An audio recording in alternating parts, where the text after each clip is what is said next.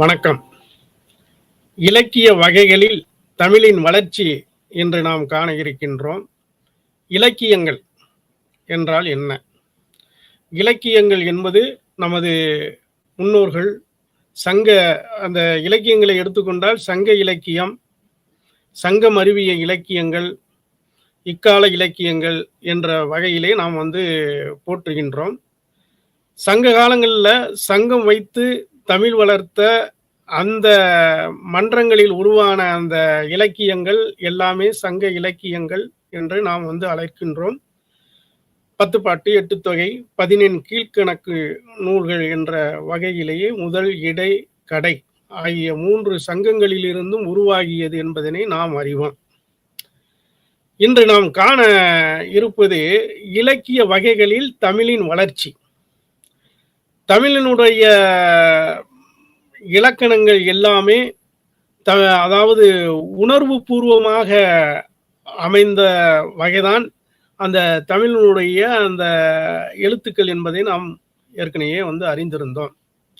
இப்பொழுது நாம் எடுத்துக்கொண்டால் கதைகள் சரியா? கதைகள் என்பது எப்படி அப்படிங்கிறத புனைக்கதை கூறுகள், கரு, கதை பின்னல், பாத்திர படைப்பு, உத்திகள், படைப்பு நுட்பங்கள், பாத்திர நிகழ்ச்சிகள், பாத்திரங்கள், விறுவிறுப்பு, தொடக்கம், உத்திகள் என்ற வகையிலே முதல் வகையாக நாம் பார்க்க இருக்கின்றோம்.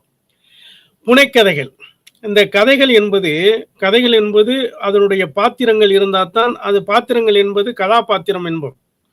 ஒவ்வொரு கதைக்கும் ஆங்கிலத்தில் சொல்ல வேண்டுமென்றால் கேரக்டர்ஸ். ஒவ்வொரு கதைக்கும் அதனுடைய கதை பாத்திரங்கள் இருந்தால்தான் அந்த கதை சிறப்பாக இருக்கும். அதான் கூறுகள். இப்போ நம்ம ஒவ்வொன்றா பிரிக்கின்றோம். இது சமூக சிந்தனையை பற்றியது, இது தேசப்பற்றை குறிக்கிறது அப்படிங்கிறது. அப்ப ஒவ்வொரு வகை அந்த கூறுகள், அந்த வகைகளானது அந்த கதையினுடைய வளர்ச்சியை எடுத்து செல்ல வேண்டும். ஒவ்வொரு கதைக்கும் அதனுடைய கதைக்கரு இருக்க வேண்டும். கரு அப்படின்னு சொன்னா ஒரு ஒரு மைய புள்ளியை வைத்து ஒரு சின்ன ஒரு கதையை பின்னல வைத்து அந்த கதையானது வளர்ச்சி அடைந்து செல்ல வேண்டும். கதைக்கரு, அதனுடைய கூறுகள் இருக்க வேண்டும். கதை பின்னல், கதையை வளர்ச்சி அடைவதற்கு பல்வேறு பாத்திரங்கள், அந்த கேரக்டர்ஸ் அதை கொண்டு செல்ல வேண்டும். கதை பின்னல் அது எப்படி கதை பின்னல் அப்படிங்கிறத நம்ம எடுத்து சொல்றோம். அந்த தலைப்புக்கு தக்கவாறு அந்த கதை அமைதல் சாலச் சிறந்தது. அப்ப அந்த கதை பின்னல் இருந்தால்தான் அந்த கதை விறுவிறுப்பாக எடுத்து செல்லப்படும் ஒரு கதை அப்படிங்கிறத எடுத்துக்கிறோம். பாத்திர படைப்பு எடுத்துக்கிட்டோம் அப்படின்னு சொன்னா பாத்திரங்கள்ல ஒரு கதாநாயகன், ஒரு கதாநாயகி, ஒரு வில்லன், அதாவது நம்ம சொல்றோம் வெவ்வேறு வகைகளில் வரக்கூடிய வழிப்போக்கர், இந்த மாதிரி இதுகள்லாம். இது இந்த முன்னாடி ஆரம்ப காலங்களில் நம்ம இலக்கியங்கள்லாம் பார்த்தோம். விரலிவிடு தூது இலக்கியங்கள், ராமாயணம், இதிகாசங்கள் இவைகள்லாம் பார்த்தோம் அப்படின்னு சொன்னால் அதில் பல்வேறு பாத்திரங்கள் வரும். ராமபிரான் வருவார், சீதை பிராட்டியார், லக்குவணன், அனுமன், வாலி, ராவணீஸ்வரன், இந்த மாதிரி இவைகள்லாம் கதாபாத்திரங்களை வைத்து அப்படியே கதையானது படைக்கப்படும். சரியா? அப்ப நாம் எடுத்துக்கொண்ட இந்த புனைக்கதைகள்ல, இந்த சிறுகதைகள்ல வரக்கூடிய அந்த கதாபாத்திரங்கள் அந்த கதைக்கு தகுந்தவாறு அமைய வேண்டும் என்பது உத்தி. இப்ப ஒவ்வொரு கதைகளிலும் வரக்கூடிய அந்த உத்திகளை எடுத்துக்கொண்டால், உத்தி அப்படிங்கிறது அதனுடைய நுட்பங்கள். சரியா?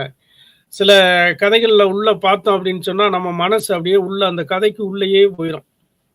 உள்ள போய் ஆராய்ந்து அது அப்படியே மனசுல பதியளவு கூடிய அந்த ஒரு நுட்பத்தை பயன்படுத்தி இருப்பார்கள். அதுதான் உத்தி. படைப்பு நுட்பங்கள். அந்த படைப்பாளி இருக்கார் இல்லையா, எழுத்தாளர், அவர் எழுதக்கூடிய அந்த உத்திகள். சில நேரங்கள்ல அந்த எழுத்தாளரே அவருடைய சொந்த சரிதை எல்லாமே அந்த கதைக்குள்ள புகுந்துரும். நம்ம படிச்சு பார்க்கும்போது பார்த்தோம்னு சொன்னா யாரோட இது எண்ணங்களோ அதுல வருவது போல தெரியும்.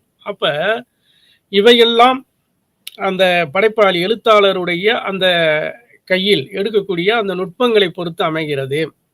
அந்த பாத்திர நிகழ்ச்சிகள் அப்படின்னு சொன்னா, ஒரு கதாபாத்திரம் வருகிறது. கதாபாத்திரம்னா ஒரு கதாநாயகன், அதனுடைய அந்த நிகழ்வுகள் சரியா?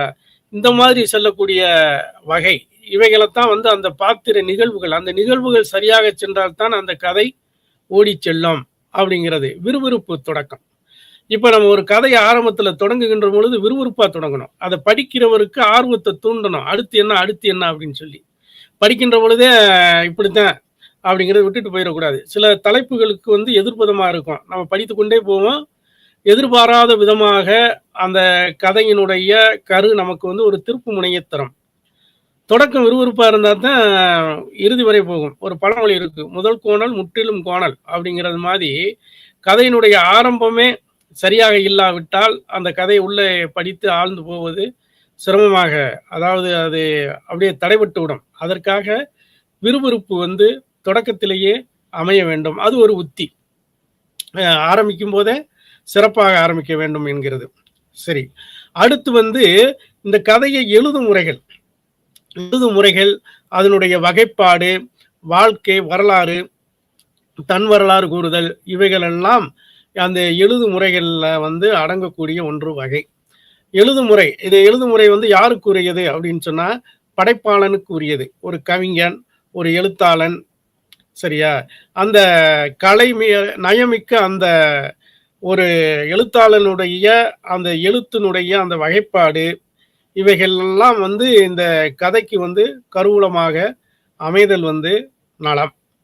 இப்ப இந்த வாழ்க்கையினுடைய வரலாறு, இப்ப நம்ம வந்து வாழ்க்கையில எடுத்துக்கிட்டோம் அப்படின்னு சொன்னா, பலதரப்பட்ட மக்கள், பலதரப்பட்ட பேர்கள் எல்லாம் அந்த பூமியில நிலைத்திருக்கிறார்கள். இவைகளோடு விலங்குகள், பறவைகள், அலை, கடல், வானம், இயற்கையினுடைய பண்பாடுகள் எல்லாம் நிறைந்திருக்கிறது இந்த உலகத்தோட. அப்ப ஒன்றோட ஒன்று அவைகள் இப்ப வந்து நம்ம வந்து ராமாயணத்தை எடுத்துக்கிடுவோமே. ராமாயணத்தை எடுத்துக்கிட்டோம் அப்படின்னு சொன்னா, அயோத்திய காண்டம். அதுல வந்து ராமபிரானுடைய அந்த தசரதனுடைய ஆட்சி முறை, ராமபிரான் இருப்பதற்கு காட்டுக்கு செல்லும் வரை நடக்கக்கூடிய அந்த நிகழ்வுகள். அப்புறம் காட்டுக்கு போயிடுறாங்க. காடுல போகும்போது நிறைய நிகழ்வுகள்லாம் நடைபெறுகிறது. அந்த மரங்கள், அந்த இயற்கை காட்சிகள், அந்த குடில், அந்த மான், இந்த மாதிரி இவைகளை வைத்து அந்த கதை பின்னலானது வருகிறது ராமாயணத்துல. அது நம்ம வந்து பார்த்தோம் அப்படின்னு சொன்னா, அந்த வான ஊர்தியில போறது, கடல்ல வந்து இப்ப ராமபிரானுக்காக அனுமான் வந்து பாலத்தை கட்டி இலங்கைக்கு செல்வது, அதெல்லாம் வந்து அதனுடைய கதை அந்த வளர்ச்சி வளர்வுகள் அப்படிங்கிறத நம்ம வந்து சொல்றோம். அப்ப இதனுடைய அந்த வரலாறுகள், அந்த எழுதக்கூடிய அந்த முறைகள் சரியா, இவைகள் எல்லாம் அந்த கதையை வளர்த்து கொண்டு செல்ல வேண்டும் அப்படிங்கிறது. வாழ்க்கை வரலாறாக செல்ல வேண்டும் அப்படிங்கிறது. அடுத்து வந்து தன் வரலாறு கூறுதல் அப்படிங்கிறது வந்து நிறைய இருக்கிறது. இப்ப வந்து வாழை மரம் தன் வரலாறு கூறுதல், வானம் தன் வரலாறு கூறுதல் சரியா. நம்ம மனிதர்களே ஒரு தலைவர்கள், ஒரு எழுத்தாளர், இவர்களே தன்னுடைய வரலாறு சுயசரிதம் எழுதக்கூடியது. இப்ப வந்து உதாரணத்துக்கு தன் வரலாறு எப்படி கூறுது அப்படின்னு சொன்னா, ஒரு பனைமரம் தன் வரலாறு கூறுதல் அப்படிங்கிறது ஒரு கட்டுரை வரிக. பனைமரம் உதாரணத்துக்காக சொல்ல வரணும். தென்னை மரம் தன் வரலாறு கூறுதல். அப்ப அப்படின்னு சொன்னா எடுத்துக்கிட்டோம் அப்படின்னு சொன்னா ஒவ்வொருக்கும் வரலாறு உண்டு. அப்ப தென்னை மரத்தை எடுத்துக்கிட்டு சொன்னா, தென்னை மரம் பேசும். நான் வந்து இளநீர் தருகிறேன், தேங்காய் தருகிறேன், அந்த தென்னை ஓலைகளை தருகிறேன், என்னுடைய தென்னை ஓலை கீற்றுகளை வைத்து குடில் அமைப்பதற்காக பயன்படுகிறது அப்படிங்கிற அந்த ஒரு வரலாறு. அப்ப வந்து எல்லாம் அதனுடைய பயன்பாடுகள் இவைகள் எல்லாம் தன் வரலாறாக கூறுவதாக அமையும். வாழை மரம் தன் வரலாறு கூறுதல். வாழை மரம் என்னை வந்து சொல்வார்கள், வாழையடி வாழை என்று பழமொழியாக கூறுவார்கள்.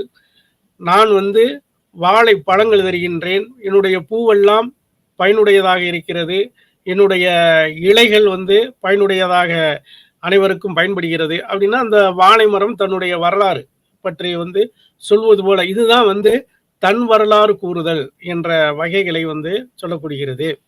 இப்ப நம்ம வந்து எடுத்துக்கிட்டோம் அப்படின்னு சொன்னா, ஊவே சாமிநாத ஐயர் தன் வரலாறு பற்றி சொல்கிறார். அவருடைய வரலாறு, அவருடைய அது வந்து என் சரிதம் என்ற நூலாக நாம் வந்து இன்று காண கிடைக்கின்றன.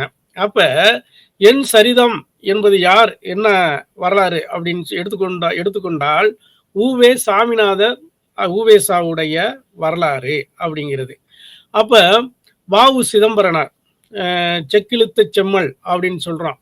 அவர் தான் சுதந்திர போராட்டத்துக்கெல்லாம் ஆரம்பத்துல அடிமைப்பட்டு நிறைய சிறை சென்று வெள்ளைக்காரர்களால் துயரப்பட்டு சென்றவர் வாவு சிதம்பரனார். அவருடைய சரிதம் அது என்ன அப்படின்னு சொன்னா தற்சரிதம் அப்படின்னு சொல்லி சொல்றாங்க. அப்ப அவருடைய ஒவ்வொரு மேதைகள், ஒவ்வொரு தலைவர்கள், ஒவ்வொரு சுதந்திர போராட்ட தியாகிகள் இவர்களுடைய வரலாறை எல்லாம் சரிதம், சரியா சரிதம் என்று கூறுகின்றோம். அவர்களுடைய வரலாறு, தன் வரலாறு கூறுதல். காந்தி அண்ணல் வரலாறு அப்படிங்கிறத பத்தி மூ மூவா மு வரதராசனர் அவர் வந்து சொல்லுவார் காந்தி அண்ணல். அதுல வந்து 5வது பக்கத்துல கல் எரிந்தால் உயரத்தில் செல்கிறது, உயரத்தில் சென்றவுடன் அந்த கல்லு மேலே செல்வதில்லை, மீண்டும் கீழே விழுகிறது. இப்ப கல்லோ ஒரு ஏதாவது ஒன்று ஏன் விழுகிறது அப்படின்னா புவியீர்ப்பு சக்தி இருக்குது. அப்ப மேல போன உடனே எல்லாமே கீழே தான் விழுகும் அப்படிங்கிறது. அப்ப அதுல வந்து வானம் வானம் அப்படின்னு சொன்னா இந்த நம்ம வெடிப்போம் இல்லையா, புஷ்வானம் அப்படிங்கிறோம். அந்த வானம் அதை செல்கின்ற பொழுது அது கீழே வருவதிலே மேலேயே வெடித்து சிதறுகிறது. இது ஏன் அப்படின்னா 5வது பக்கத்துல அது வருவதில்லை அப்படிங்கிறது. அப்ப இதுல வந்து நம்ம உற்று பார்க்கணும். சரியா, இது என்னடா கல்லு கீழே விழுகுது, வானம் மேல போகுது அப்படிங்கிறது. அப்ப மனிதனால் செயற்கையாய் உருவாக்கப்பட்டது. இயற்கை வந்து ஒரு இயற்கை கல்லை மேலே தூக்கி போட்டால் கீழே இயற்கையா நடுகிறது. மனிதனால் செயற்கைப்பட்டது கீழே விழுவதில்லை, மேலே செல்கிறது. அப்படிங்கிறது. அப்ப என்ன அப்படின்னு சொன்னா இயல்பாக நிகழக்கூடிய ஒரு வகையை மாற்றி அமைப்பது. சரியா, அப்ப காந்தி அண்ணலுடைய வரலாறு அதை வந்து சொல்கின்ற பொழுது பக்கம் 5ல மூவா வந்து இந்த மாதிரி சொல்வார். அப்ப பேரறிஞர் அண்ணாவினுடைய பெருவாழ்வு அப்படிங்கிறத பத்தி மறைமலை அடிகளார் அகரம் ஆங்கிற மறைமலை அடிகள் வந்து பக்கம் 17ல வந்து சொல்லி இருப்பார். அப்ப என்ன சொல்றோம் அப்படின்னு சொன்னா பேரறிஞர் அண்ணாவினுடைய பெருவாழ்வுங்கிறது அவருடைய அந்த சுயசரிதம் அப்படிங்கிறது, அது வரலாறை பற்றி அதுல வந்து சொல்லப்படுகிறது அப்படிங்கிறது. அப்ப டிகேசி ரசிகை மணி அப்படின்ற அழைக்கக்கூடிய டிகேசி அவருடைய வரலாறு அப்படிங்கிறத நம்ம வந்து சொல்றோம். தொடங்குகின்றேன், அது தலைப்பு. சரியா, தன் வரலாறு முதல்ல நம்ம வந்து பார்த்தோம். சுயசரிதங்கள்ல வந்து தொடங்குகின்றேன் என்ற தலைப்புல ஒரு சுயசரிதம் அமைகிறது. அது யாருடையது அப்படின்னு சொன்னா ரசிகமணி டிகேசியினுடைய வரலாறாக அமைகின்றது. இந்த மாதிரி அடுத்து வந்து தொடக்க உரை என்ற வகையில ஒரு வரலாறு, தன் வரலாறு அமைகிறது. அது பாஸ்கர தொண்டைமான் அவருடைய தன் வரலாறாக அமைகிறது. காசு பிள்ளை அப்படிங்கிறவர் ஒரு வரலாறு எழுதியிருந்தார். திருஞான சம்பந்தருடைய வரலாறை பற்றி அவர் கூறியிருக்கின்றார், காசு பிள்ளை. இதே போல நிறைய வரலாறு, மைசூர் சவ்ய வரலாறு அப்படிங்கிற ஒரு வரலாறு உருவாகிறது. சிலம்பு செல்வர் வாழ்க்கையிலே அப்படிங்கிறது மாப்போசி. சரியா, சிலம்பு செல்வர் மாப்போசி அவர் வந்து ஒரு வரலாறு, தன்னுடைய வரலாறை வந்து வாழ்க்கையிலே என்ற தலைப்பிலே வந்து எழுதியிருக்கின்றார். திருவிக்கா வாழ்க்கை வரலாறு மூவா எழுதியிருக்கின்றார். தலையிடுகிறேன் அப்படிங்கிறது என்னும் தலைப்புல வந்து மூவா வந்து சொல்லி காட்டுவது நாம் வந்து அறிகின்றோம். அடுத்து நாம் வந்து கட்டுரைகள் பார்க்க இருக்கின்றோம். கட்டுரைகள் என்பது எதை குறிக்குது அப்படின்னு சொன்னா கட்டு உரைப்பது கட்டுரைகள். சரியா, எதை கட்டுவது? இப்போ வந்து உதாரணத்துக்கு நம்ம வந்து எடுத்துக்கிட்டோம் அப்படின்னு சொன்னா விறகுகளை வந்து கயிறு போட்டு கட்டுவோம். அது இது பண்ணாம ஒரு கட்டுக்குள், ஒரு கட்டுக்கோப்புக்குள் உதாரணமாக நிறைய நம்ம வந்து எடுத்துக்காட்டு சொல்லலாம். அப்போ வந்து கட்டுவது, சரியா, சொற்களால் அதனுடைய கதை பின்னல்கள் இவைகளை வைத்துக்கொண்டு ஒவ்வொரு தலைப்பு கொடுத்து நாம் வந்து கட்டுவது. அப்ப இந்த கட்டுரைகள்ல முன்னுரை, முடிவுரை, கிளை, அந்த தலைப்பு, அந்த கிளை வகைகள், சரியா, இந்த மாதிரி அமைய வேண்டாம். கட்டுரைகள் வந்து வகைகள். சரியா, என்ன வகை, அமைப்பு, எழுதுவோன் எழுத்தாளனுடைய பணி என்ன. ஒரு கட்டுரையை எழுதுறதுக்கு முன்னாடி அதனுடைய சிந்தனை, அதனுடைய சுருக்கம் இவைகளெல்லாம் கண்டறிந்து எந்த இடத்தில் எதை சேர்க்க வேண்டும், எதை இடிக்க வேண்டும், மேற்கோள்கள்லாம் எப்படி காட்டணும் அப்படிங்கிற அமைப்புல ஒரு ஒப்பிட்டு ஒரு சிறப்பாக வந்து ஒரு கட்டு உரைப்பது, சரியா? ஒரு செய்தியை தருவது கட்டுரை அப்படிங்கிறத நாம் எடுத்துக்கிறோம். இந்த கட்டுரைக்கு வந்து தலைப்பு என்பது மிக மிக அவசியம். தலைப்பு இருக்க வேண்டும். அந்த ஒரு தலைப்பு இருந்தாலே இதைத்தான் நம்ம சொல்ல போகிறோம் என்று நாம் வந்து அறியணும். ஒரு திரைப்படத்துல ஒரு படம் வருது அப்படின்னு சொன்னா அந்த திரைப்படத்தினுடைய தலைப்பை வைத்து இப்படி கதை இருக்கும் அப்படின்னு சொல்லுவான். உள்ள பார்க்கும்போது அந்த கதைக்கும் அதுக்கும் சம்மந்தம் இல்லாம இருக்கும், வேறு விதங்களாக போகும், சரியா? அதை நாம் வந்து உள்ள ஆழ்ந்து உள்ள செல்கின்ற பொழுதுதான் அதனுடைய உண்மையான நிகழ்வுகளை நாம் அறிய முடிகின்றது. அப்ப தலைப்பு என்பது ஒவ்வொன்றுக்கும் மிக அவசியம். ஒவ்வொரு கட்டுரைக்கு வந்து தலைப்பு வந்து கண்டிப்பாக இருக்க வேண்டாம் அப்படிங்கிறது.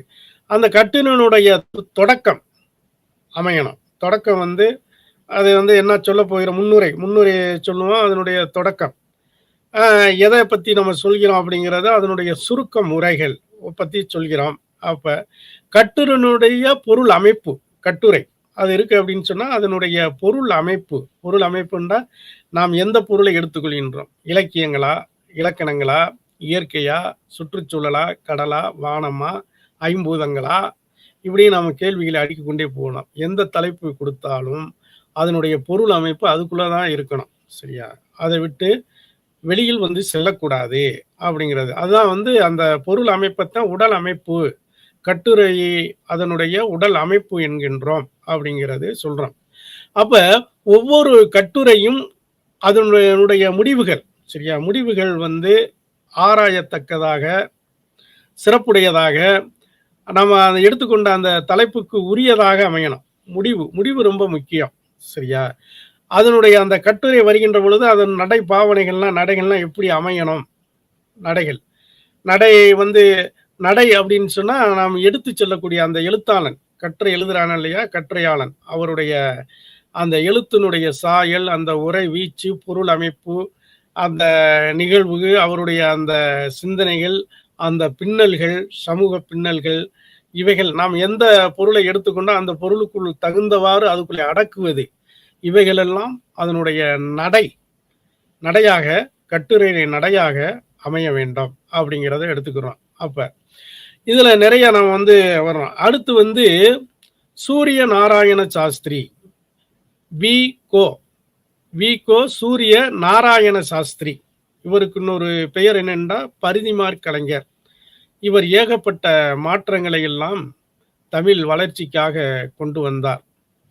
இவருடைய படைப்புகள் எல்லாம் தமிழினுடைய முன் உதாரணமாக, சிறந்த வகைகளாக, அதை நான் வந்து அன்றும் இன்றும் நாளையும் இளைய சந்ததியினர் அனைவரும் பயன்படுத்தக்கூடிய வகையில வந்து சிறப்பாக அமைகின்றது. நம்ம வந்து எடுத்துக்கிட்டோம், இன்னைக்கு வந்து பரிதிமாற் கலைஞர் அப்படிங்கிறது நமக்கு தெரியும். பரிதிமாற் கலைஞர் அவர் வந்து ஒரு மாபெரும் தமிழ் கலைகளை எல்லாம் ஒரு மாற்றங்களை உருவாக்குனதுனால தான் அவருக்கு வந்து பரிதிமாற் கலைஞர் என்னும் பெயரை பெற்றார். அடுத்து வந்து அதாவது வடமொழி இருக்கிறது, தமிழ் மொழி, இவைகள் ஆங்கிலம். இந்த 3 மொழிகள், தமிழ், வடமொழி, ஆங்கிலம், இவை 3ம் சேர்ந்த மும்மொழி கொள்கைகள் என்ற ஒரு தலைப்பை கொடுத்தவர் யார் அப்படின்னு சொன்னா மறைமலை அடிகளார். இவர் வந்து நிறைய நூல்களை எல்லாம் எழுதியிருக்கின்றார். அதாவது வந்து அறிவுரை கொத்து, சரியா? இலக்கண கொத்துன்னு ஒரு இது வரும். நிறைய ஒவ்வொருத்தரும் வந்து அந்த இதுகளை எழுதியிருப்போம். அறிவுரை கொத்து அப்படிங்கிறத எழுதியிருக்கிறாரு. சிறுவர்கான செந்தமிழ் அப்படிங்கிறத எழுதியிருக்கிறாரு. ஆங்கில கட்டுரை ஜோசப் அடிசன் அப்படிங்கிறவரை இது பண்ணி ஆங்கில கட்டுரையை வந்து தமிழ்ல வந்து மொழிபெயர்த்திருக்கிறார். சிந்தனை கட்டுரைகள்லாம் நிறைய கொடுத்திருக்கிறார் இவர். அப்ப அடுத்து நம்ம வந்து சொல்லணும் அப்படின்னு சொன்னா உவே சாமிநாதையார், ஏற்கனவே நம்ம வந்து பார்த்தோம். இவரும் வந்து நிறைய தமிழ் மொழிக்கு நிறைய கட்டுரை வடிவங்கள், இவைகள் எல்லாம் மாற்றங்கள் எல்லாம் தமிழுக்காக நிறைய உருவாக்கி இருக்கின்றார்.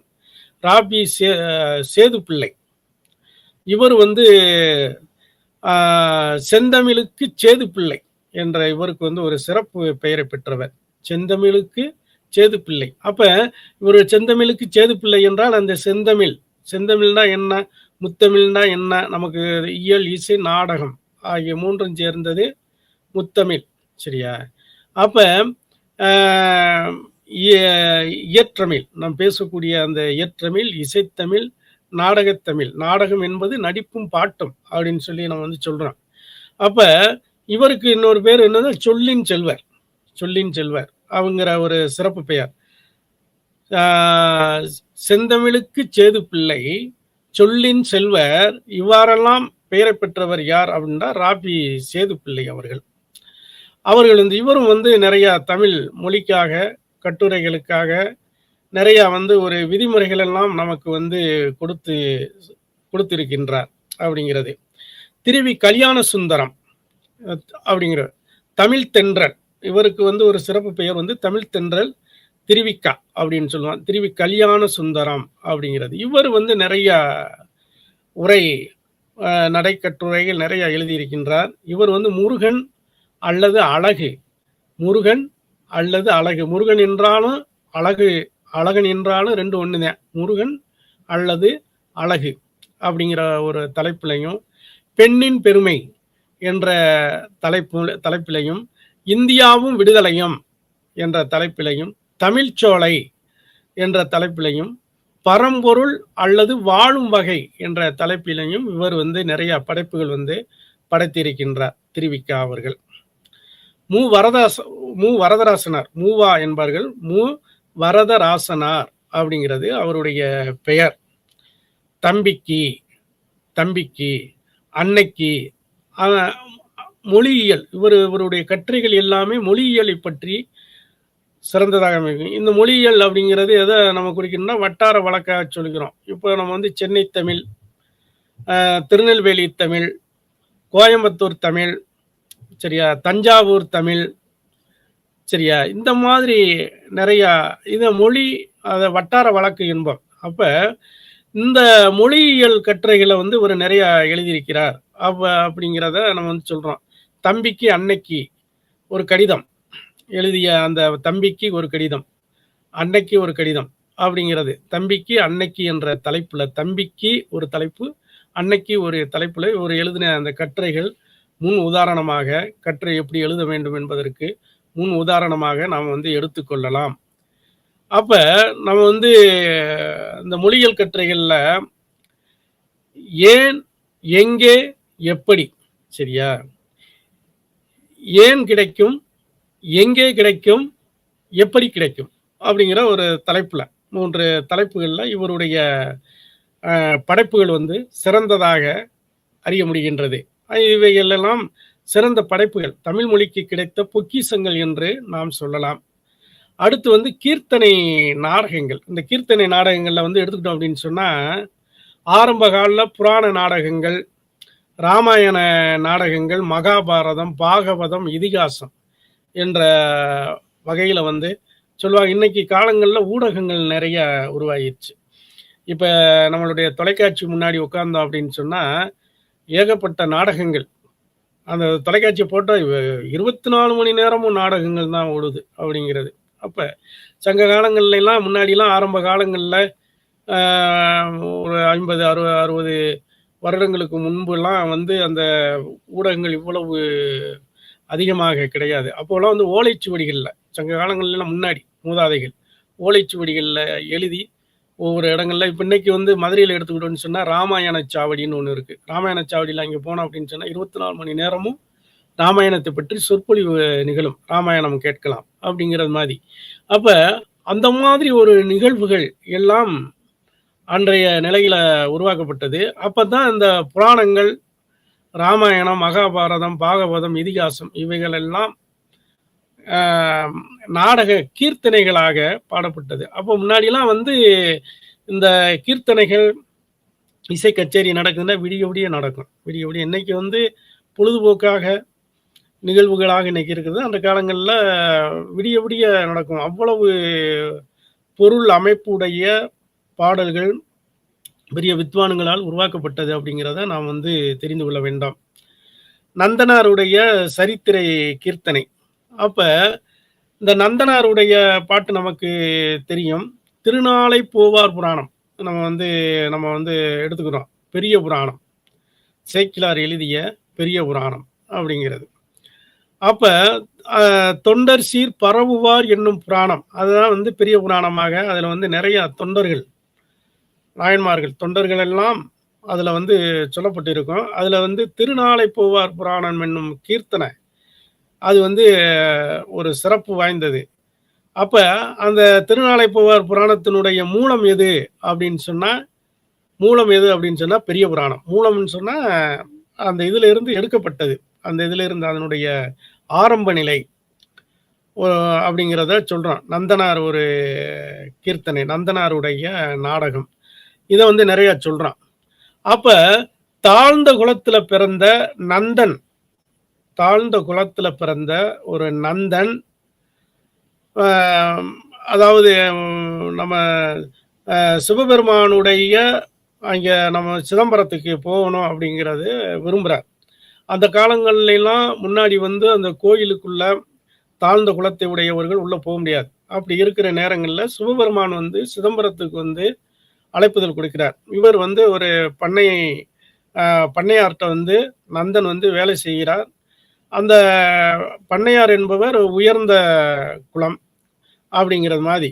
அப்ப போகும்போது இவர் வந்து ஞானம், சிவபெருமானுடைய அருள், ஞானம் எல்லாமே வந்து அ இவருக்கு வந்து கிடைக்கிறது. ஒரு நாளைக்கு சிதம்பரத்துக்கு போகணுமே அப்படின்னு சொல்லி பண்ணையார்ட்ட கேட்கிறார். "நீ வந்து இங்க பண்ணை வேலை பார்க்குற, உழுகுற, இவையெல்லாம் முடிச்சுட்டு தான் நீ எல்லாம் போகணும். உனக்கு எதுக்கு அந்த ஆசை?" அப்படின்னு சொன்னா நெறைய அவர வந்து சொல்லி மட்டம் தட்டி கொண்டே வருவார்.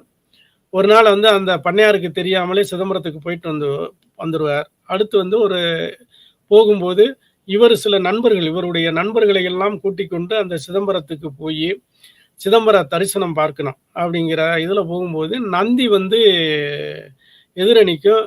சிவபெருமான் வந்து காட்சி தருவார், பார்க்க முடியாது. அப்போ வந்து நந்தி மறைந்து நிக்குதே, எனக்கு வந்து அதை விளக்கணும் அப்படின்னு சொன்ன உடனே, சிவபெருமான் நந்தி அப்படின்னு ஒரு கைய காட்டி விலகிக்கொள் அப்படின்னு சொன்ன உடனே, நந்தி இப்ப விலகிரும். நந்தனாரும் அவருடைய நண்பர்களும் சிவபெருமானை பார்த்து அவருடைய தரிசனத்தை கண்டு ஆனந்த கூத்தாடினார்கள் என்பதே இந்த கீர்த்தனையில வரக்கூடிய அந்த செய்தி. இப்ப எந்த ஒரு சிவன் கோயிலுக்கு நாம் போனாலும், எங்கே சென்றாலும், சிவனுக்கு முன்னாடி நந்தி வந்து ஒரு அதனுடைய நந்தியினுடைய கழுத்தை, நந்தின்னா நந்தி மாடு, அந்த முன்னாடி இருக்கக்கூடிய அந்த காளை வாகனம் கழுத்தை சாய்த்து கொண்டு இருக்கும். எல்லா கோயில்கள்லயும் போனா. அது வந்து இந்த இதனுடைய நந்தனார் சொன்னதுனால தான் அந்த சிவபெருமான் வந்து அதுக்கு வந்து அந்த நந்தியை வந்து கழுத்தை சாய்க்கும்படி தனது காட்சியை நந்தனாருக்கு கொடுத்தார் அப்படிங்கிற அந்த ஒரு செய்தி வந்து நாம் அறிய முடிகிறது. அப்ப இந்த வகையில அதுக்கு வந்து ஒரு பாட்டு, இப்ப நம்ம சங்க இதுகள்லாம் பார்த்தோம் அப்படின்னா பழைய நாடகங்கள், கீர்த்தனைகள்லாம் ஒவ்வொன்றுக்கும் ஒவ்வொரு பாடல்களாக நிறைய அமையும். சரியா? அப்ப இந்த திருச்சிற்றம்பலம், இந்த சிதம்பரத்தில் இருக்கக்கூடிய சிவபெருமானை பார்க்கின்ற பொழுது அந்த மாடு வந்து நந்தி வாகனம் வந்து இந்த நந்தனாருக்கு வந்து காட்சி கொடுக்காமல் சிவபெருமானுடைய காட்சி நேருக்கு நேராக நின்றதனால், மறைந்திருப்பதனால் இவர் காட்சி பார்க்க முடியல. அது ஒரு பாட்டாக அமைகிறது. பல இதுகள்லாம் பார்த்தோம் அப்படின்னு சொன்னா அந்த பாடல் வந்து தெரியும் அப்படிங்கிறத சொல்லணும். இப்ப அந்த பாட்டை வந்து நம்ம இப்போ கொஞ்சம் பார்ப்போம். அந்த வகையில இப்ப நந்தனார் கீர்த்தனையில வரும்போது நிறைய பாடல்களா இருக்கும் இசை. அதுல வந்து ஒரு வரி. இப்ப நம்ம அதை பார்ப்போம். வழி மறைக்குதே, வழி மறைத்திருக்குதே, மலை போல ஒரு மாடு படுத்திருக்குதே, வழி மறைத்திருக்குதே, மலை போல ஒரு மாடு படுத்திருக்குதே, தேரடியில் நின்று தரிசித்தால் போதும், தேரடியில் நின்று தரிசித்தால் போதும், கோவில் வர மாட்டேன் ஐயே, கோவில் வர மாட்டேனே ஐயா, ஓரடி விலகினாள், ஓரடி விலகினால் போதும், இங்கே நின்று உற்று பார்க்க சற்றே விலகாதோ மாடு. தில்லை நடராசனே வழிமறைத்திருக்குதே மலை போல ஒரு மாடு. வழிமறைத்திருக்குதே மலை போல ஒரு மாடு படுத்திருக்கிறதே. தேரடியில் நின்று தரிசித்தால் போதும் கோவில் வர மாட்டேன் ஐயா. ஓரடி விலகினாள் ஓரடி விலகினாள் போதும் இங்கே நின்று உற்று பார்க்க சற்றே விலகாதோ மாடு. உற்று பார்க்க சற்றே விலகாதோ மாடு. தில்லை நடராசனை காண காணாமல் வழி மறைத்திருக்குதே. இத பாருங்க, அந்த பாட்டு ரொம்ப நிறைய சில பாடல்கள்லாம் வந்து நமக்கு வந்து பொருள் சொன்னாதான் புரியும். இத பாடல்லாம் ஈஸியா நம்மளுக்கு வந்து பொருள் வழங்குது. அதனால எடுத்துக்காட்டா ஒரு பாட்டு மட்டும் பாடணும். வழி மறைத்திருக்கிறதே, வழி மறைத்திருக்குதே, ஈஸியா இருக்கு. மறைத்திருக்குதே, வழி மறைத்திருக்கிறது. எது வழி மறைத்திருக்கிறது? மலை போல ஒரு மாடு. அப்ப மலைங்கிறது வந்து பெருசு. நம்ம வந்து இமயமலை, இந்த கொடைக்கானல் மலை பார்த்தோம் அப்படின்னு சொன்னா அப்படியே மலை அசையாது. சரியா? அதனாலதான் மலையை வந்து உதாரணமாக சொல்லப்படுகிறது. மலை போல ஒரு மாடு படுத்திருக்குது. சரியா? படுத்திருக்குதே. அது படுத்திருக்கிறதுனால என்ன தெரியுது அப்படின்னு சொன்னா வழி மறைக்குதே. அதனால தேரடிகள் நின்று தரிசித்தால் போதும். சிவபெருமான் உள்ள கூப்பிடுறாரு. நந்தா, நீ உள்ளே வா, சன்னதிக்கு, என்னுடைய சன்னதிக்கு வா அப்படின்னு சொல்லி தில்லை நடராஜருடைய சன்னதியில அவர் வந்து அழைக்கிறார். அப்ப தேரடியில நான் தேரடின்னா சிவபெருமான் வரக்கூடிய தேர் நிற்கக்கூடிய இடம் தேரடி. அந்த இடத்துல இருந்து நான் உன்னை பார்த்துக்கிறேன்ப்பா, நான் உள்ள வர முடியாது, ஏன்டா ஒரு பெரிய மாடு படுத்து இருக்குது, அது வழியை மறைக்குது அப்படின்னு சிவபெருமான்கிட்ட வந்து சொல்றார். சிவபெருமான் கூப்பிடுறார். அப்ப கோவில் வர மாட்டேன் ஐயனே, நான் கோவிலுக்கு வரல, ஏன்டா கோவிலுக்கு வந்தாலும் வீணு, அத மாடு படுத்திருக்கிறதுனால நான் வந்து பார்க்க முடியாது, நான் தேரடியிலேயே நின்றுக்கிறேன் அப்படின்னு சொல்லி சொல்றார். அப்ப வந்து என்ன, அவர் விளக்கம் அதுக்குனுடைய தீர்வு சொல்றார். ஓரடி விலகினால் போதுமிங்க நின்று உற்று பார்க்கேன். எனக்கு நிறைய அவளம் விலக வேண்டாம், அந்த மாடு ஓரடி விலகிடுச்சுன்னா போதும், உன்னை உற்று பார்க்கிறேன். உற்று பார்க்குன்னா ரொம்ப கவனமாக, அதாவது அருள் நிறைந்த கண்களோடு பார்த்தல். உற்று பார்க்க சற்று விலகாதோ மாடு அப்படின்னு சொல்லி திடன நடராஜன். அப்பதான் சிவபெருமான் வந்து நந்தியை கூப்பிட்டு, கொஞ்சம் விலகிக்கொள், என்னுடைய பக்தன் வருகின்றான், நந்தனான் தேரடியில் நிற்கின்றான், அவளது என்னை காண்பதற்காக வருகின்றான், நந்தியே உனது தலையை சிறிது சாய்த்துக்கொள் என்ற உடனே அந்த நந்தி சாய்த்து கொள்கிறது. உடனேயா நந்தனார் வந்து வருகிறார். வந்து பார்த்த உடனே சிவபெருமானுடைய தரிசனம் எல்லாமே தெரிகிறது. அருமையாக தரிசனம் கிடைத்தால். அவருடைய நண்பர்கள் எல்லாருமே தரிசனம் செய்து கொண்டார்கள் அப்படிங்கிறத அந்த நந்தனாருடைய அந்த கீர்த்தனை முடியும். இப்ப நம்ம திருச்சி ட்ரம்பலம் போனோம் அப்படின்னு சொன்னா, அதாவது தில்லை நடராஜரை பார்க்கணும் அப்படின்னு சொன்னா, நிறைய அந்த முன்னாடி இருக்கக்கூடிய அந்த தூண்கள்ல எல்லாம் ஒரு 10 பாடல்கள் இருக்கும். ஒவ்வொரு தூண்லையும் 10 தூண்கள்லையும் 10 பாடல் இருக்கும். தில்லை நடராஜர் 10. நம்ம தில்லை நடராஜருடைய நிறைய நம்ம சொல்லுவோம் ரகசியம் அப்படின்னு சொல்லுவோம். ரகசியம் அந்த பாடல்கள்லாம் படித்தோம் அப்படின்னு சொன்னா, இந்த உலகம் வாழக்கூடிய மனிதன் வாழக்கூடிய தன்மைகள் எப்படியெல்லாம் இருக்கணும் அப்படிங்கிற அந்த உலகத்துல எல்லாமே அந்த ஒரு 10 பாட்டுக்குள்ள அடங்கி இருக்கும். சரியா? அந்த போனோம்னா அந்த தூண்கள்ல இருக்கும். அந்த காலத்துல அந்த கோவில் கட்டும் போதே அந்த தூண்கள்ல அவைகள் எல்லாம் உருவாக்கட்டும். இப்போ உதாரணத்துக்கு வந்து எடுத்துக்கிட்டோம் அப்படின்னு சொன்னா, அதுல ஆட அப்படிங்கிறது வரும். இப்ப இந்த உலகம் எப்படி உண்டானது அப்படிங்கிற உதாரணத்துக்காக சொல்ல வர்றேன். மண்ணாதி பூதம் ஒரு விண்ணாதி அண்டம் நீ மறைநாங்கில் அடி முடியும் நீ மதியும் நீ ரவியும் நீ புனலு நீ அனலு நீ மண்டலம் ரெண்டேலு நீ பிறவு நீ ஒருவ நீயே வேதாதி வேதம் நீ வாதாதி கேசம் நீ வெற்றதாய் தந்த நீயே பொன்னு நீ பொருளு நீ இருளு நீ ஒளிய நீ போதிக்க வந்த குரு நீ புகழோன கிரகங்கள் 9 நீ இந்த போனங்கள் பெற்றவனு நீ எண்ணறிய ஜீவகோடிகள் என்ற அப்பனே, என் குறைகள் யார் குறைப்பேன்? ஈசனே சிவகாமி நேசனே என என்ற தில்லை வாழ் நடராஜனே. அதுல வந்து அந்த 10 பாட்டுல இது ஒரு பாட்டு. ஆட ஆடண்டே வரும் பாருங்க. மானாட மழுவாட மறையாட திரையாட மறைந்த பெருமனாட கோணாட வானுலகும் கூட்டம் எல்லாம் ஆட குஞ்சர முகத்தனாட குண்டலம் இரண்டாட தண்டை புலியுடைய குழந்தை முருகேசனாட ஞான சம்பந்தரோடு இந்திரர் 18 முனியட்ட பாலகருமாட நரதும்பி அருகாட நந்தி வாகனமாட நாட்டிய பெண்களாட வினையோட இணை நாடி இது வேல விருதோடி ஆடி வருவாய். ஈசனே சிவகாமி நேசனே என என்ற தில்லை வாழ் நடராஜனே. இதெல்லாம் எடுத்துக்கிட்டோம் அப்படின்னு சொன்னா, உதாரணத்துக்கு இப்ப நான் சொல்ல வரேன், அந்த வானம் எப்படி உருவானன்னு தெரியுமா? ஆதின்னா எந்த காலத்துல உருவாச்சோம்? மண்ணு எந்த காலத்துல? பஞ்சபூதங்கள் நிலம் நீர் நெருப்பு அதுல எப்படின்னு தெரியல, எந்த காலத்துல உருவாச்சோம் அப்படின்னு. அந்த மாதிரி எல்லா விஸ்தரமும் அங்கே இருக்கு. சரியா? சிதம்பர ரகசியம் இது அந்த 10 பாட்டுல எல்லா ரகசியம் அடங்கியிருக்கும். வாழக்கூடிய முறைகள் எல்லாமே, இந்த உலகமே எல்லாமே இதுல வந்து அடக்கம். அதுல இந்த ஒரு 10 பாட்டுல இருக்கும். அப்ப இந்த நந்தனார் அந்த கீர்த்தனையில தில்லை நடராஜருடைய அந்த பெருமைகளுடைய வகைகளை எல்லாம் சொல்லப்படுகிறது அப்படிங்கிறதுக்காக, உதாரணத்துக்காக சுட்டி காட்டணும். அடுத்து வந்து நம்ம எடுத்துக்கொள்வது எது அப்படின்னு சொன்னா, மனோன்மணி நாடகம். இதுக்கு வந்து என்ன அப்படின்னு சொன்னா, கவிதை நாடகம் அப்படின்னு சொல்லி பேரு. செய்யுள் நாடகம்.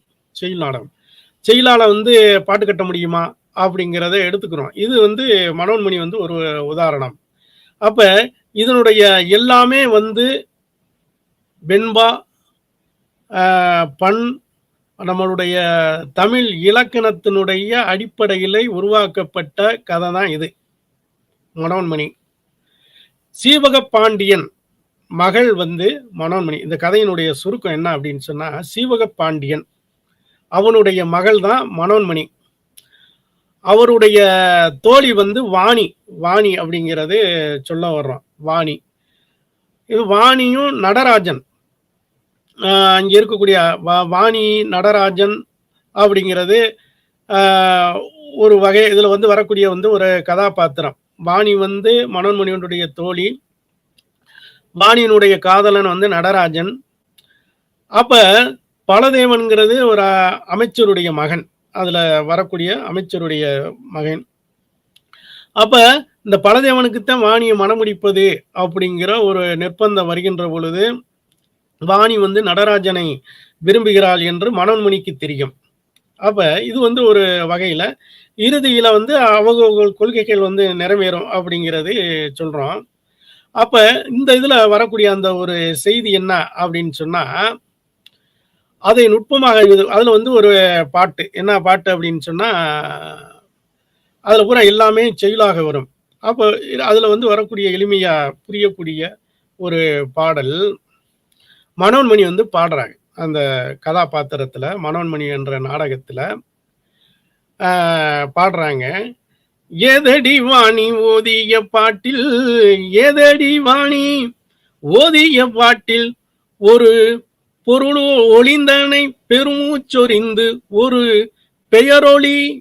ஒரு பெயரொளிதனை பெருமூச்செறிந்து நன்று நன்று நின்மனம் மறைந்தாலும் நின்னானம் மன்றலுமானது போலுவார் குழலே. ஏதடி வாணி ஓதிய பாட்டில் ஒரு பெயர் ஒரிதனை பெருமூச்செறிந்து நன்று நன்று நின்னானம் மறைதலுமானது போலும் வார் குழலே. அப்ப இதுல வந்து அந்த இதுல வந்து ஒரு பாட்டு வரும். அதாவது பாட்டுன்னா பாடிக்கொண்டே இந்த பூப்பந்தை வந்து போடுவாரு. இப்ப அந்த ஒரு விடுகதையை போடும்போது அந்த விடுகதைக்கு விடை அதை பிடிக்கிறதுக்குள்ள சொல்லணும் அப்படிங்கிற ஒரு இதெல்லாம் சங்க காலத்துல விளையாட்டு. அந்த இதுல வந்து ஏதடி வாணி ஓதிய பாட்டில்னு சொன்னா, நீ அந்த சொல்கின்ற வார்த்தையிலே ஒரு பொருள் மறைந்திருக்கிறதே. ஒரு பெயர் ஒளிதனை, சரியா? ஒரு பெயர் ஒளிதனை ஒரு பெயர் வந்து ஒளிந்திருக்கிறது. ஒரு செய்தி வந்து ஒளிந்து உள்ளதே நீ ஓதிய பாட்டில பெருமூச்சொரிந்து. சரியா? பெருமூச்சொரிந்து. அப்ப வந்து பெருமூச்சு விடுறது. சரியா? ஒரிந்திருக்கிறதே சொல்லிட்டு நன்று நன்று. சரியா? நீ நாணம் மண்டலுமானது போலுவார் குழலை. இதை எப்படி வந்து உன்னையால வந்து மறைக்க முடிகிறது அப்படிங்கிறது. என்ன மறைக்க முடிகிறது? வாணியும் நடராஜனும் விரும்புறாங்க. பலதேவனுக்கு வந்து அவர்களுடைய பெற்றோர்கள் வந்து இந்த வாணியை மணம்பிடிப்பதாக இருக்கிறார்கள். இதை வந்து மறைத்து ஒளிந்து இருக்கிறது. இவளுடைய எண்ணத்துல வந்து இந்த நடராஜனத்தை விரும்புறோம் அப்படிங்கிற அந்த ஒரு எண்ணமானது ஒளிந்து இருக்கிறது அப்படிங்கிறது. அதை வந்து மனோன்மணி கண்டுபிடித்து அந்த பாட்டுல வந்து ஏதடி வாணி ஓதிய பாட்டில் ஒரு பெயர் ஒளிதனை பெருமூச்செறிந்து நன்று நன்று நின் நாணம் மறைதலுமானது போலுவார் குழலே அப்படின்னு சொல்லி அந்த செய்யுள்ல வந்து வருகிறது. அப்ப எல்லாமே வந்து நம்ம வந்து பார்க்கின்ற பொழுது இதெல்லாம் வந்து எல்லாமே பக்டாலிசை வெண்பே தாலிசை வெண்பா இயற்சீர் வெண்டலை வெண்சீர் வெண்டலை இது ஒரு தமிழ் அந்த இலக்கணங்கள் பிரகாரம் அந்த மனோன்மணியத்தை படிக்கின்ற பொழுது அப்படியே தமிழுடைய எல்லா பண்களும் அதுல வந்து செறிந்துள்ளதாக அமைகிறது. வசன நடையும் அதுல ஒத்து வருகின்றது. அந்த மாதிரி நிறைய அமைகிறது. ஏதடி வானில் ஓதிய பாட்டில் ஒரு பெயர் ஒளிதனை பெருமூச்செறிந்து நன்று நன்று நின் நாணம் மறைதலுமானது போலுவார் குழலே அப்படின்னு சொல்லி அந்த மனோன்மணிய வாசகத்தில் வருகிறது. அடுத்து நிறைய மேடை நாடகங்கள் இவைகளெல்லாம் நாம் வந்து பார்க்கின்றோம். மேடை நாடகங்கள் அப்ப சங்க காலங்களில் நம்ம அந்த ஆங்கிலேயர்கள் நமது நாட்டை அடிமைப்படுத்திக் கொண்டிருக்கின்ற பொழுது இந்த கலைஞர்கள் எல்லாம் ஓடி மறைந்து விட்டார்கள். யாராரும் வந்து கலைகள் பேசுகிறார்களோ சுதந்திரத்தை பரப்பி விடுவார்கள் என்று யாரும் வந்து கலைகள் நடத்தக்கூடாது. அந்த ஆங்கிலேயர்கள் வந்து கடுமையான திட்டங்கள், அதனால வந்து நிறைய கலைஞர்கள்லாம் ஓடி மறைந்தார். சங்கரதாஸ் சுவாமிகள் இவைகள் எல்லாம் கண்டுபிடித்து கலைஞர்கள்லாம் ஒன்று திரட்டி கலையை வந்து மறுபடியும் திருப்பி வந்து வந்திருந்தேன். அப்போ வந்து சங்க காலங்களில் எல்லாம் பார்த்தாலும் வந்து கலைகள் தான். விரலிவிடு தூது கலை பூரா எல்லாமே நிறைய கூத்துக்கலை, ஏகப்பட்ட கலைகள் இவைகள் எல்லாம் வளர்ச்சி அடைந்திருக்கிறது இருந்தன அப்படிங்கிறதெல்லாம் நம்ம வந்து இலக்கியங்கள் வாயிலாக அறிகின்றோம். சங்கரதாஸ் சுவாமிகள் முதன்மையானவர். அப்போ கடந்து எல்லாத்தையுமே கொண்டு வந்தவர். மரபு வழி மேடை நாடகங்கள் இன்றைய வந்து நம்ம இருக்கிறோம். ஏதாவது ஊர்களில் ஒரு விழாக்கள் வருகின்ற பொழுது அங்கு வந்து வள்ளி திருமணம் நாடகம், அரிச்சந்திர மயானகண்ட நாடகம், நல்லதங்கால் கதை, காத்தவராயன் கதை, பாண்டிச்சாமி கதை, வெள்ளச்சாமி நாடகங்கள் இவைகளெல்லாம் நிறைய அதில் வந்து இன்றும் இவைகளெல்லாம் மரபு வழி நாடகங்களாக போற்றப்படுகின்றன.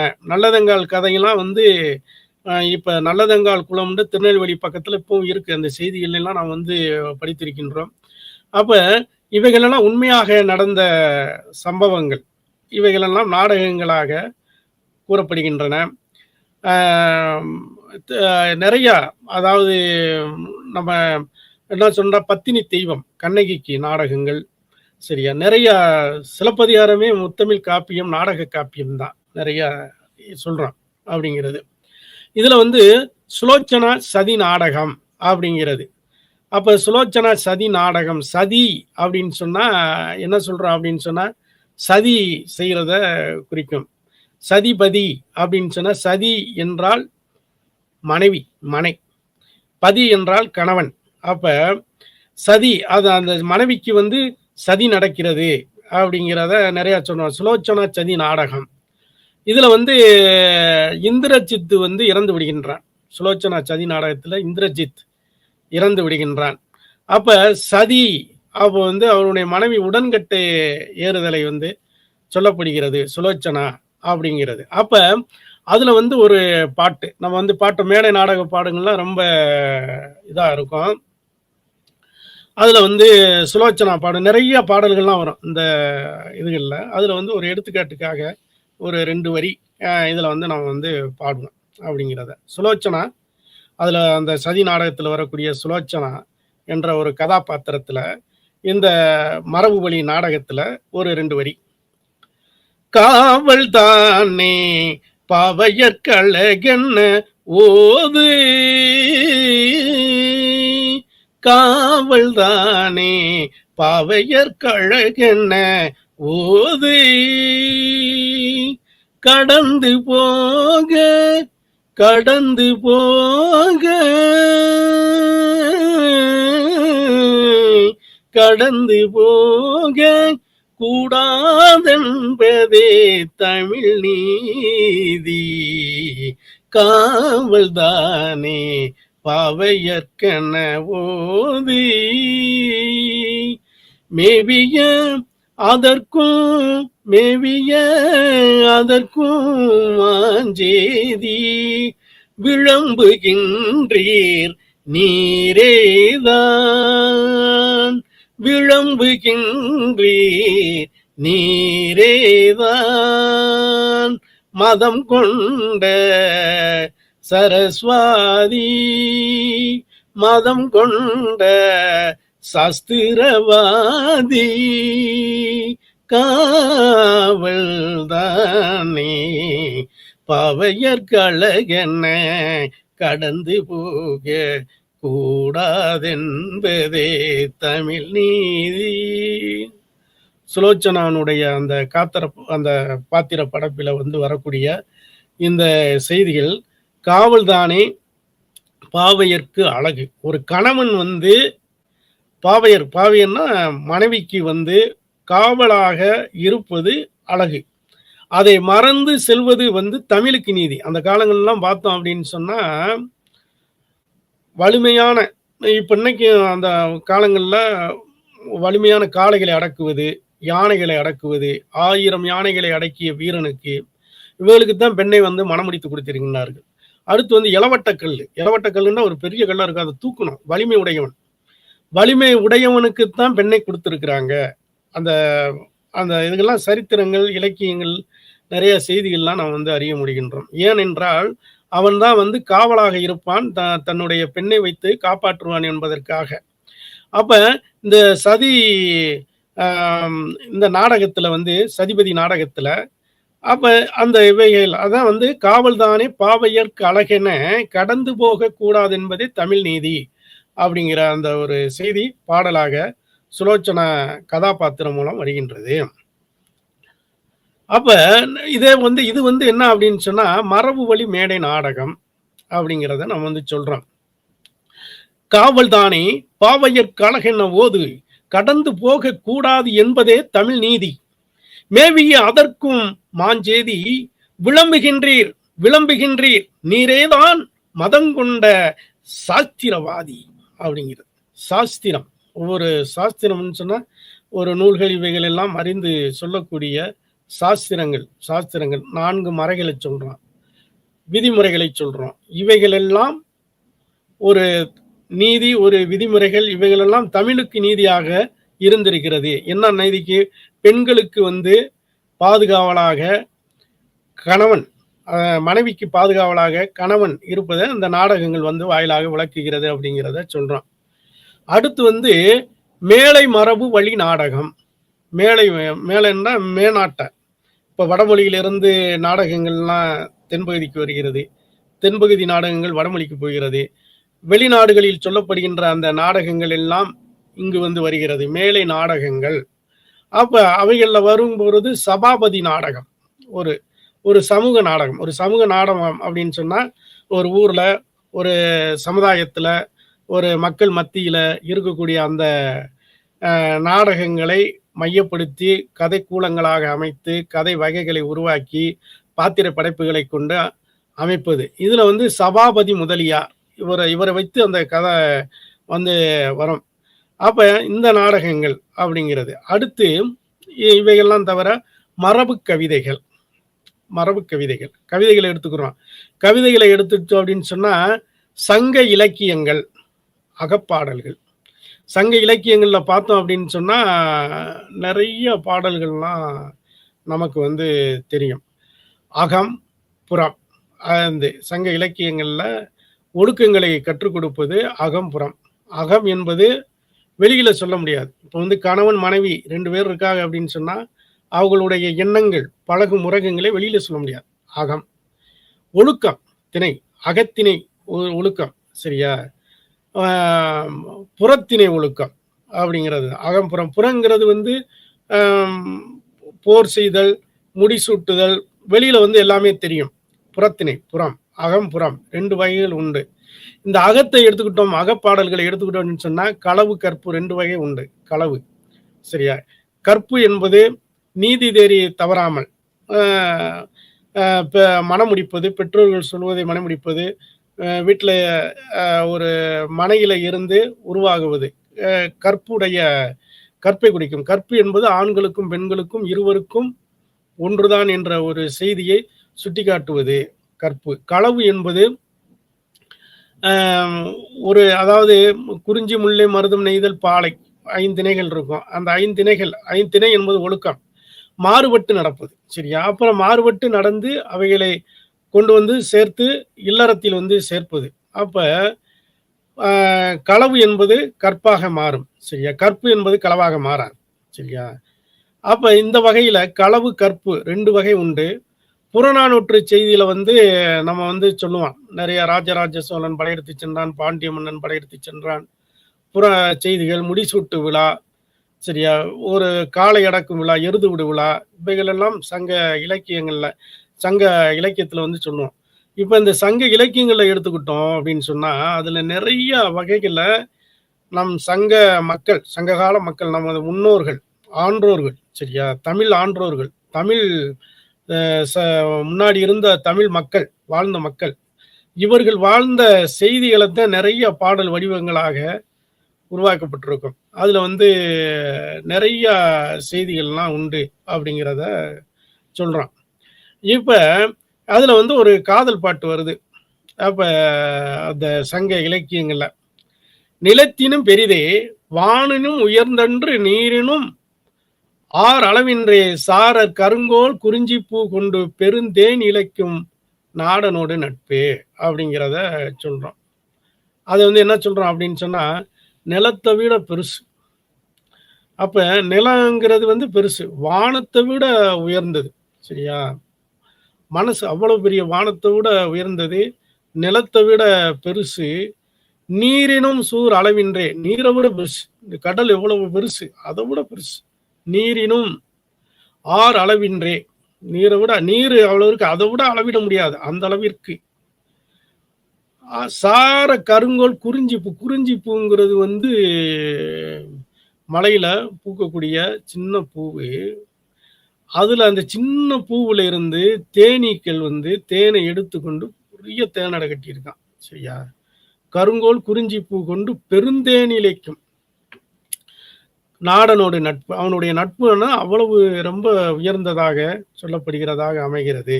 அப்ப இவைகளெல்லாம் மரபு கவிதைகள். மரபு கவிதைகள். இந்த அந்த செய்யுள் வடிவம் இவைகளெல்லாம் வந்து நெறைய சொல்றான். அப்ப இன்னொன்னு வந்து ஒரு இதுல சொல்லுவாங்க.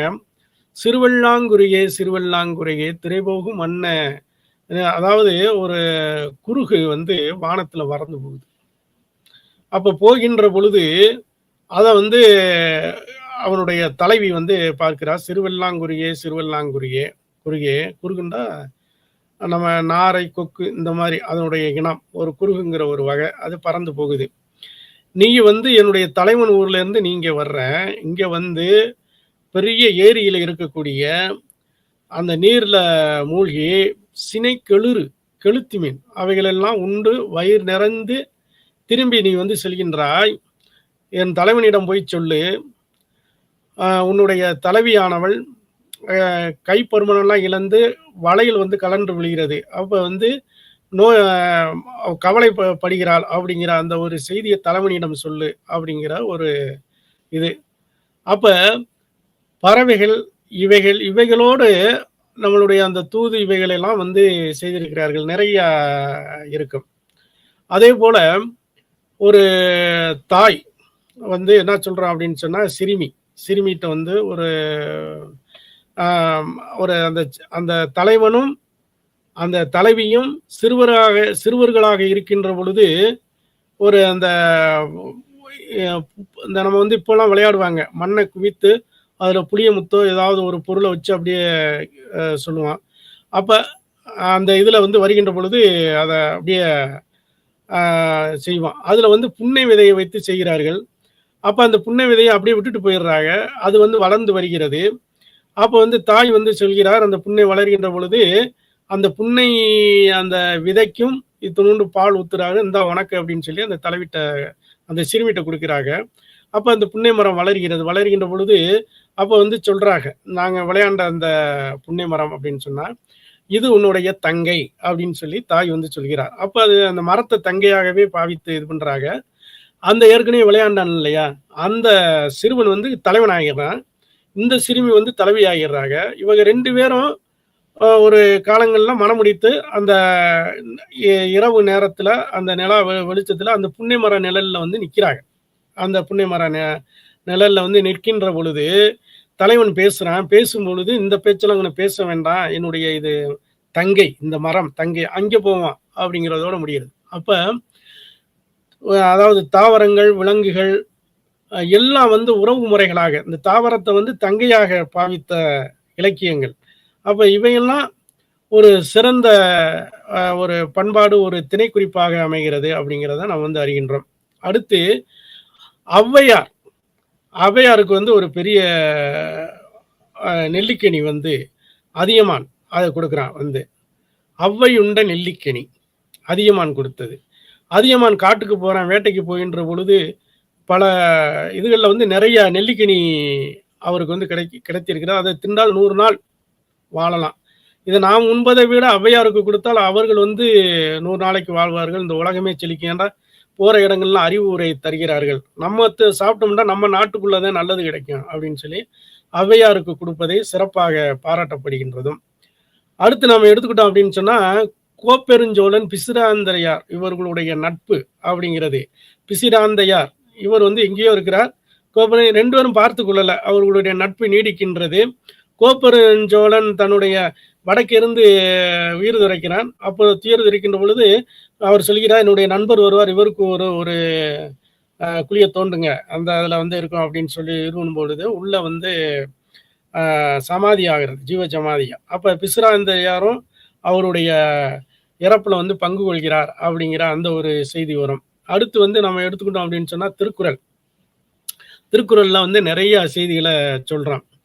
அப்ப திருக்குறள்ல சொல்லும்போது, "கற்க கசடற" அ அப்படிங்கிறத சொல்றான். "அகர முதல எழுத்தெல்லாம் ஆதிபகவான் முதற்றே." எழுத்துக்கள் எல்லாம் அகரத்தை அடிப்படையாக கொண்டு விளங்குவது போல ஆதிபகவன் இறைவனை முதன்மையாக கொண்டு விளங்குகின்றது அப்படிங்கிறத சொல்றோம். "தொட்டனை தூறும் மணற்கேணி மாந்தருக்கு கற்றனை தூறும் அறிவு." அதாவது மணற்பாங்கான இடத்தில் தோண்ட தோண்ட எவ்வாறு நீர் சுரைக்கிறது போல, அதுபோல வந்து அறிவு வளரும் அப்படிங்கிறத சொல்றோம். இப்படி நெறைய சொல்றோம். அடுத்து வந்து குற்றால குறவஞ்சி சொல்றோம். "வானரங்கள் கனி கொடுத்து மந்தியோடு கொஞ்சும், மந்தி சிந்தும் கனிகளுக்கு வான் ரகங்கள் கெஞ்சும்" அப்படிங்கிறது. காவடி சிந்து. நெறைய சொல்றோம். அதாவது "வண்ணத்தினை மாவே தெள்ளியே, உண்ணும் வாழ்க்கை கூற கூறல் வள்ளியே, உயிர் வாங்க பிறந்திட்ட கள்ளியே, வடர்மேவிய நகரமாகிய உயமீதினி பலமா மணிமாலை திடீரென துள்ளியே, விலை மாமதர் விசுந்தி அள்ளியே" அப்படிங்கிற அந்த காவடி சிந்து பாடல். திரும்ப அந்த அந்த காவடி சிந்து அப்படின்னு சொன்னா, அந்த 3 சொற்கள் வருகின்ற பொழுது ரொம்ப இனிமையாக இருக்கும். அப்புறம் பாஞ்சாலி சபதம், குயில் பாட்டு இவைகளெல்லாம் பாரதியாருடைய மறுமலர்ச்சி கவிதைகளாக நாம் வந்து போற்றப்படுகின்றோம். திரைப்படத்துல எடுத்துக்கிட்டோம் அப்படின்னு சொன்னா, உடுமலை நாராயணகவி, மருதகாசி, கண்ணதாசன், பட்டுக்கோட்டை இவர்களுடைய பாடல்கள்லாம் வந்து மரபு கவிதைக்கு உறுதுணையாக நின்றது. தேசிய உணர்வு, தமிழ் உணர்வு, கவிமணி தேசிய விநாயகம் பிள்ளை இவர்கள் எல்லாம் இந்த மரபு கவிதைக்கு உதாரணமாக சொன்னார்கள். "தோட்டத்தில் மேயுது வெள்ளை பசு, அங்கே துள்ளி குதிக்குது கண்டு குட்டி, அம்மா என்குது கண்டு குட்டி, ஓடி அண்டையில் கூடுது கண்டு குட்டி, நாவால் நக்குது வெள்ளை பசு, ஓடி நன்றாய் குதிக்குது கண்டு குட்டி." அதாவது தோட்டத்தில் மேயுது வெள்ளை பசு அந்த பாடல். இதெல்லாம் வந்து நான் நெறைய ஒரு சிறப்பு வாய்ந்த குழந்தைகளுக்கான பாடல் உணர்வுகளை வெளிப்படுத்துகின்றது அப்படிங்கிறத நாம் வந்து நெறைய சொல்கின்றோம்.